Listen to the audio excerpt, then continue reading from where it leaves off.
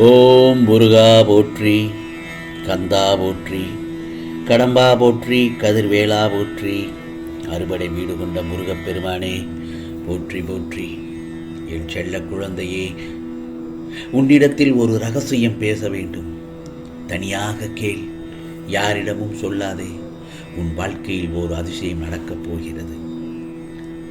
வாழ்க்கையில் அனைத்தையுமே இழந்துவிட்டு கோடி கோடியாய் கடன் பெற்று சந்தோஷமே இல்லாமல் மனம் வெறுத்து உள்ள குமுறலோடு இருக்கும் என் செல்ல குழந்தையே, கலங்க வேண்டாம், புலம்பி தவிக்க வேண்டாம். இதோ அனைத்து கஷ்டங்களையும் போக்கி உன் வாழ்க்கைக்கு சந்தோஷத்தையும் அதிர்ஷ்டத்தையும் கொடுக்க இந்த முருகப்பெருமான் உன்னுள் தான் இருக்கின்றேன். இதோ உன்னோடு இப்போது பேசிக்கொண்டுதானே இருக்கின்றேன்.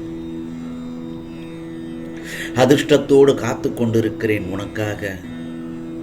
வெகு நாட்களாக நீ எதையெல்லாம் தேடுகிறாயோ அது உன்னை சேரும் நேரம் மிக அருகில் வந்துவிட்டது. கவலைப்படாதே, அதிர்ஷ்டத்தை பெற்றுக்கொண்டு சந்தோஷமாக இரு.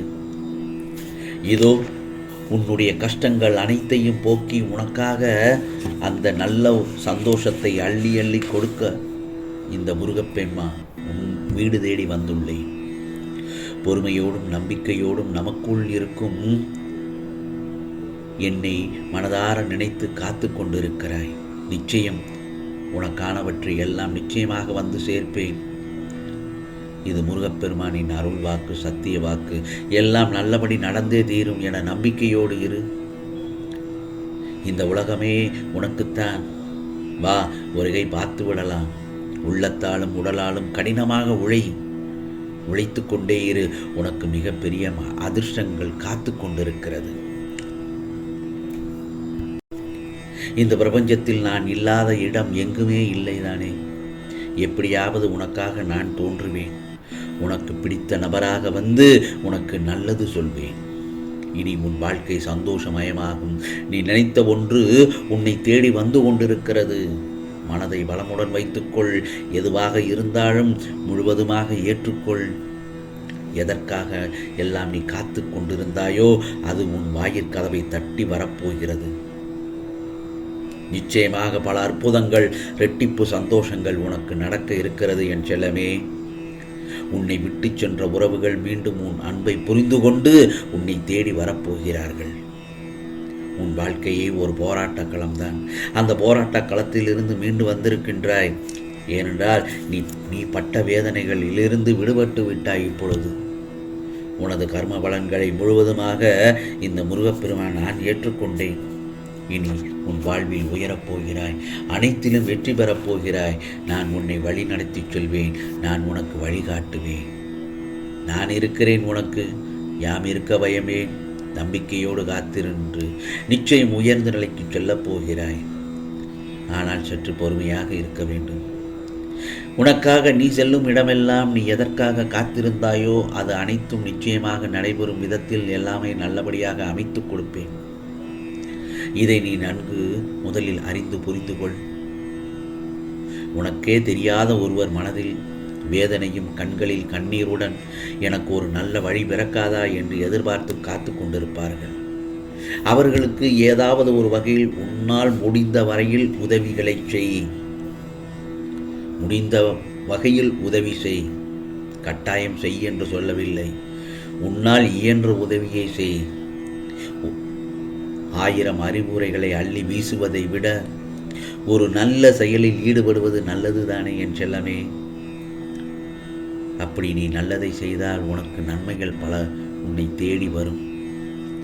பல புண்ணியங்கள் உன்னை சேரும் என் செல்லமே. நாட்கள் நகர்ந்தாலும் உனக்கு நடக்க வேண்டியது நிச்சயமாக நடக்கும். காலம் கடந்தாலும் நீ விரும்பிய காரியத்தை நான் நிச்சயமாக செய்து முடிப்பேன். நான் என்றும் உனக்கு துணையாக இருப்பேன். நம்பிக்கையோடு நீ உன் கடமைகளை மட்டும் நீ செய். இதோ அந்த நாள், உனக்கான அந்த நாள் நிச்சயமாக வரும். உன்னுடன் நான் இருக்கும் ஒவ்வொரு நொடியும் நீ எதற்கும் பயப்பட தேவையே இல்லை. உன் பாதுகாப்பாக என்றும் நான் துணையாக இருப்பேன். இதோ நீ நினைத்ததெல்லாம் உன்னை வந்து சேரும் நேரம் வந்துவிட்டது.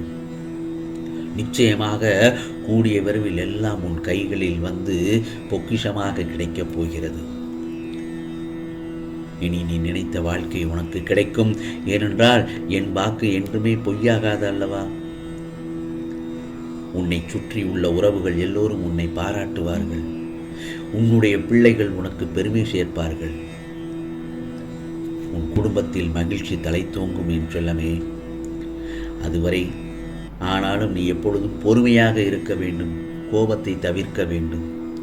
உனக்கு ஒரு அதிசயத்தை நிகழ்த்தப் போகிறேன் என்று சொன்னேன் அல்லவா? நிச்சயமாக அனைத்தையும் நான் ஜெயமாக்குவேன். ஏனென்றால் இந்த முருகப்பெருமானே கதி என்று வந்த உன்னை நான் எப்படி கைவிடுவேன் சொல் பார்க்கலாம். என்னை நம்பும் என் செல்ல குழந்தைக்கு யார் கைவிட்ட போதிலும் என் குழந்தையாகிய உன்னை நான் என்றுமே கைவிட மாட்டேன். உன்னிடம் உண்மையாய் உயிராய் இருக்குது உன் அன்பு. நம்பியவனுக்கு கசப்பு கொடுப்பான், எதிரிக்கு இனிப்பு கொடுப்பான். இறுதியில் கசப்பு மருந்தாகிவிடும், இனிப்பு நோயாகிவிடும்.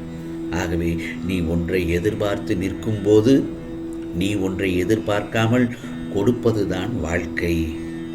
புரிகிறதா என் செல்லமே? இன்னொரு முறை சொல்கிறேன். நீ ஒன்றை எதிர்பார்த்து நிற்கும் போது நீ ஒன்றை எதிர்பார்க்காமல் கொடுப்பதுதான் வாழ்க்கை. அதில்தான் வாழ்க்கை இருக்கிறது. ஆகவே வாழ்த்தி பேச முடியாவிட்டாலும் யாரையும் தாழ்த்தி பேசுவதை முற்றிலும் தவிர்த்து விடு. வாழ்க்கை சிறப்பாகும். நல்லவர்கள் என்றும் தோற்பதில்லை. நம்பிக்கையோடு போராடு. நீ நினைப்பதெல்லாம் நடக்கும். உனக்கு இந்த முருகப்பெருமான் எப்பொழுதும் துணையாகத்தான் இருக்கிறேன். ஏனென்றால் தராசுக்கு நியாயமெல்லாம் தெரியாது. எந்த பக்கம் கனம் இருக்கிறதோ அந்த பக்கம் சாய்ந்துவிடும். ஆகவே அப்படித்தான் சில மனிதர்கள் தானாய் கிடைத்த பொக்கிஷங்களை தொலைத்துவிட்டு குப்பைகளை கிளறி கொண்டிருக்கும் கோமாளிகளின் நிறைந்த உலகம்தானே இது. நல்ல எதிர்காலம் உனக்கு தொடங்கிவிட்டது. நாளை வெள்ளிக்கிழமை அன்று உன் தேவைகளை இந்த முருகப்பெருமான் எல்லாம் பூர்த்தி செய்து தருவேன். கவலையை விடு. வேலுண்டு வினையில்லை. முருகா முருகா முருகா என்று என் நாமத்தை சொல். உனக்கானது எல்லாம் அந்த இடத்தில் தைரியம் பிறக்கும். உறவு என்ற விதையை விதைக்கும் போதே பிரிவு என்ற அறுவடை நாளும் எழுதப்படுகிறது. அதனால் உறவை கண்டு மயங்காதே, பிரிவு கண்டு வருத்தமும் செய்யாதே. இருக்கும் வரை நிஜத்தை நேசி, இல்லாமல் போனால் நினைவுகளை நேசி. நெஞ்சம் இருக்கும் வரை நேசிக்க மறக்காதே. ஆகவே தெளிந்த மனதோடு இரு. ஏன் குழம்புகிறாய், தடுமாறுகிறாய்? இதோ நான் இந்த முருகப்பெருமான் உனது இல்லத்திற்கு வந்து குடிபுகுந்து உனக்கு வரும் வெள்ளி அன்று, அதாவது நாளை பொழுது, இன்று வெள்ளிக்கிழமை அதிர்ஷ்டத்துக்கு மேல் அதிர்ஷ்டத்தை தரப்போகிறேன். இது முருகப்பெருமானின் அருள்வாக்கு, சத்திய வாக்கு. ஓம் முருகா சரணம். ஓம் முருகா சரணம். ஓம் முருகா சரணம். ஓம் சரவண பவ. ஓம் சரவண பவ.